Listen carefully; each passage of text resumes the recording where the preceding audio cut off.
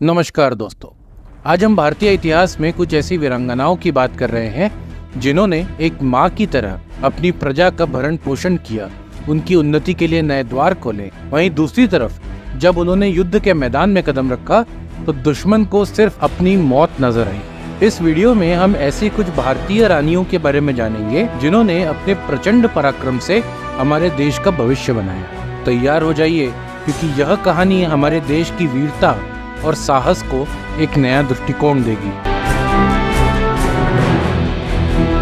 तो आइए अब हम इतिहास में 650 साल पीछे चलते हैं और बात करते हैं गौड़ साम्राज्य की परम प्रतापी रानी दुर्गावती की। रानी दुर्गावती का जन्म 1524 में राजपूत साम्राज्य के चंदेल राजवंश में हुआ था, जिसे गोंडवाना के नाम से जाना जाता था। उनका जन्म राजा सलबाहन सिंह और रानी रूपमती के घर हुआ था। कम उम्र से ही उन्होंने बुद्धिमत्ता, साहस और जिम्मेदारी जैसे गुणों का प्रदर्शन किया। इससे पहले कि हम उनकी शादी और एक रानी के रूप में उनके जीवन के बारे में गहराई से जानें, उनके प्रारंभिक जीवन की परिस्थितियों और चुनौतियों को समझना आवश्यक है। जब दुर्गावती छोटी थी तब उनके पिता की मृत्यु हो गई, जिसके बाद उनके चरित्र को आकार देने और उनमें न्याय और करुणा के सिद्धांतों को स्थापित करने में उनकी माँ रानी रूपमती ने अहम भूमिका निभाई। 15 वर्ष की उम्र में रानी दुर्गावती का विवाह गौड़ साम्राज्य के राजा दलपत शाह से हुआ था। यह विवाह उनके जीवन में एक महत्वपूर्ण मोड़ साबित हुआ, क्योंकि वह एक ऐसे क्षेत्र की रानी बनी जिसे राजनीतिक अशांति का सामना करना पड़ रहा था। दलपत शाह ने दुर्गावती की प्रशासनिक प्रतिभा और सैन्य कौशल को पहचाना और उन्हें अपने साथ राज्य पर शासन करने की महत्वपूर्ण भूमिका सौंपी। रानी दुर्गावती के शासनकाल में राज्य ने स्थिरता और समृद्धि का दौर देखा। उन्होंने अपनी प्रजा के जीवन में सुधार लाने के लिए कई प्रशासनिक सुधार लागू किए। इन सुधारों में एक न्याय संगत और कुशल राजस्व प्रणाली सुनिश्चित करना, व्यापार और वाणिज्य को बढ़ावा देना और बुनियादी ढांचे के विकास में निवेश करना शामिल था। लेकिन उनका शासन चुनौतियों से रहित नहीं था। उन्हें मालवा के सुल्तान बाज बहादुर के आक्रमणों का सामना करना पड़ा। हर बार उन्होंने अपने राज्य की रक्षा में उल्लेखनीय सैन्य कौशल का प्रदर्शन किया। इन संघर्षों में सबसे महत्वपूर्ण 1564 में नर्राई की लड़ाई थी, जहां उन्होंने बाज बहादुर और उसके सहयोगी मुगलों के खिलाफ अपनी सेना का नेतृत्व किया। लड़ाई भयंकर थी, लेकिन उनकी रणनीतिक प्रतिभा प्रबल रही। संख्या में कम होने के बावजूद वे बहादुरी से लड़ी और दुश्मन को भारी नुकसान पहुंचाया। अंततः उन्होंने युद्ध के मैदान में अपनी चोटों के कारण दम तोड़ दिया और आत्मसमर्पण के बजाय मौत को चुना। इस प्रकार एक निडर योद्धा रानी के रूप में वे अमर हो गए। उन्हें हमेशा एक योद्धा रानी के रूप में याद किया जाएगा। अब मैं आपको एक असाधारण ऐतिहासिक शख्सियत से मिलवाता हूँ, जिन्हें महादेवी के नाम से भी जाना जाता है। उन्होंने तुलुनाडु के क्षेत्र में अपनी उल्लेखनीय उपस्थिति से 16वीं शताब्दी की शोभा बढ़ाई। उनका जीवन अद्वितीय नेतृत्व, अटूट साहस और दृढ़ संकल्प की एक प्रेरक कहानी है। आइए बात करते हैं रानी अब्बका की। 1525 में प्रसिद्ध चौटा राजवंश में जन्मी रानी अब्बका का पालन पोषण असाधारण। उनका परिवार प्रशासन और युद्ध कौशल में पारंगत था और उन्हें छोटी उम्र से ही इसकी ट्रेनिंग दिलाई गई। उनकी शादी उलाल के स्थानीय राजा बंगा लक्ष्मणप्पा अरसा से हुई। रानी अब्बका की प्रशासनिक कुशलता उनके पूरे शासनकाल में प्रसिद्ध रही। उनका शासन दृढ़ और न्याय संगत था, जिससे उनकी प्रजा के लिए समृद्धि और स्थिरता सुनिश्चित हुई। उन्होंने आर्थिक विकास, भूमि सुधार और कानून व्यवस्था के रखरखाव पर विशेष ध्यान देने के साथ शासन और अपने लोगों के कल्याण को बढ़ावा देने के लिए विभिन्न सुधार किए। फिर भी रानी अब्बका की सैन्य क्षमता ही उनकी असली पहचान बनी। पुर्तगालियों के खिलाफ रानी अब्बका का प्रतिरोध किसी विस्मयकारी चमत्कार से कम नहीं था। 1555 में उलाल की पहली लड़ाई में रानी अब्बका ने पुर्तगालियों के खिलाफ बहादुरी से अपने राज्य की रक्षा की। उनकी रणनीतिक प्रतिभा और निडर नेतृत्व ने पुर्तगाली आक्रमण को विफल करते हुए एक शानदार जीत हासिल की। 1567 में उलाल की दूसरी लड़ाई ने रानी अब्बका के अटल संकल्प की एक बार फिर परीक्षा ली। फिर भी एक बार फिर उन्होंने सफलतापूर्वक पुर्तगालियों को विफल कर दिया और अभया रानी की उपाधि अर्जित की, जिसका अर्थ है निडर रानी। अपने शासनकाल के दौरान रानी अब्बका ने पुर्तगालियों का विरोध करना जारी रखा और घुसपैठ से अपने क्षेत्र की रक्षा की और तुलुनाडु को स्वतंत्र बनाए रखा। 1570 में रानी अबक्का चोटा का निधन हो गया और वे अपने पीछे एक ऐसी विरासत छोड़ गईं जो आने वाली कई पीढ़ियों को प्रेरित करती रहेंगी। अब मैं आपको एक ऐसी रानी के बारे में बताता हूँ जिनके द्वारा किए गए रिफॉर्म्स अपने समय से इतने आगे के थे कि आज भी हमारे देश में उन सिस्टम्स का यूज किया जाता है। उनकी प्रजा उनको रानी नहीं बल्कि देवी या माँ की उपाधि से पुकारती थी। आइए बात करते हैं देवी अहिल्याबाई होलकर की।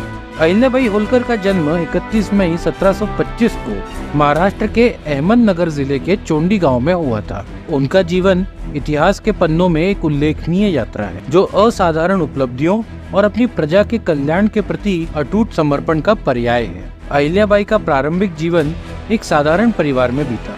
उनका जन्म गांव के मुखिया मंकोजी शिंदे और उनकी पत्नी सुशीलाबाई के यहाँ हुआ था। सादगी और सत्यनिष्ठा के मूल्यों से उनका पालन पोषण हुआ जिससे उनमें विनम्रता और करुणा की नींव पड़ी।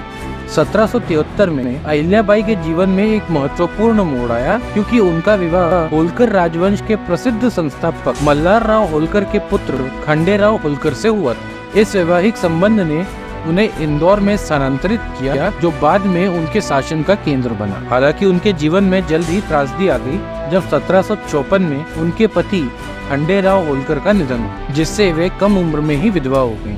खंडेराव के निधन के साथ होलकर परिवार को अनिश्चित भविष्य का सामना करना पड़ा। फिर भी उनके ससुर मल्हारराव होलकर ने अहिल्याबाई के असाधारण गुणों और नेतृत्व की क्षमता को पहचाना। उन्होंने एक अपरंपरागत निर्णय लिया जो उस समय शायद ही कभी देखा जाता था। उन्होंने अहिल्याबाई को होलकर राजवंश का नेतृत्व करने के लिए चुना और उन्हें राज्य की रानी के रूप में ताज पहनाया। ये असाधारण कदम अहिल्याबाई की बुद्धिमत्ता, क्षमता और शासन करने की सक्षमता का प्रमाण था।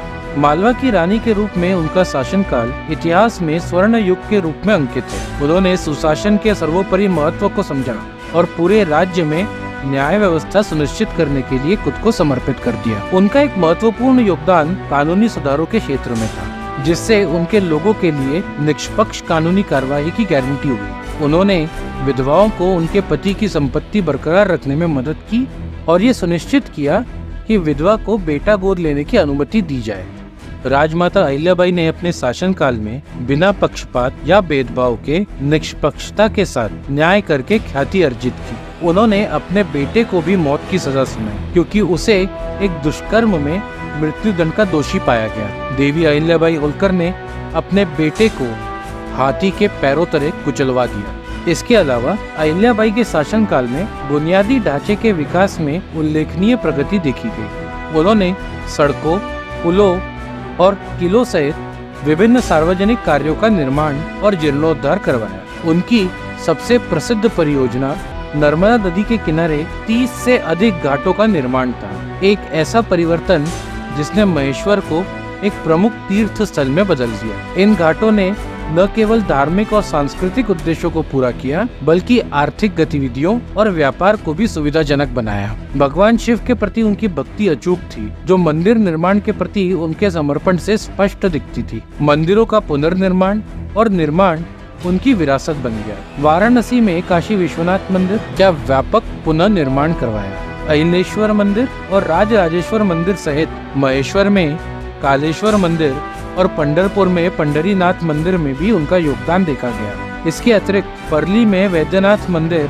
और बैद्यनाथ में मुक्तेश्वर मंदिर को भी पुनर्निर्माण और जीर्णोद्धार किया गया। देवी अहिल्याबाई ने धर्मशालाओं और अस्पतालों की भी नींव रखी। अहिल्याबाई होलकर की विरासत प्रशासनिक और सामाजिक पहलुओं से आगे बढ़कर सैन्य नेतृत्व तक फैली हुई थी। उन्होंने अपने सशस्त्र बलों को मजबूत करने, हथियारों का आधुनिकरण करने, प्रशिक्षण में सुधार करने और कमांड संरचना को पुनर्गठित करने के लिए सैन्य सुधारों की शुरुआत। अपने राज्य की रक्षा के लिए लड़ी गई लड़ाइयों में उनका सैन्य कौशल स्पष्ट था। 1758 में उज्जैन की लड़ाई उनकी शुरुआती सैन्य गतिविधियों में से एक थी, जहां उन्होंने तुकोजीराव होलकर के नेतृत्व वाली मराठा सेना का सामना किया और अपनी रणनीतिक प्रतिभा के माध्यम से निर्णायक जीत हासिल। 1760 में सीहोर की लड़ाई में रक्षात्मक किलेबंदी और एक सुव्यवस्थित सेना का नेतृत्व करके रघुनाथराव की मराठा सेनाओं से अपने क्षेत्र की रक्षा करने की उनकी क्षमता का प्रदर्शन किया। इसी प्रकार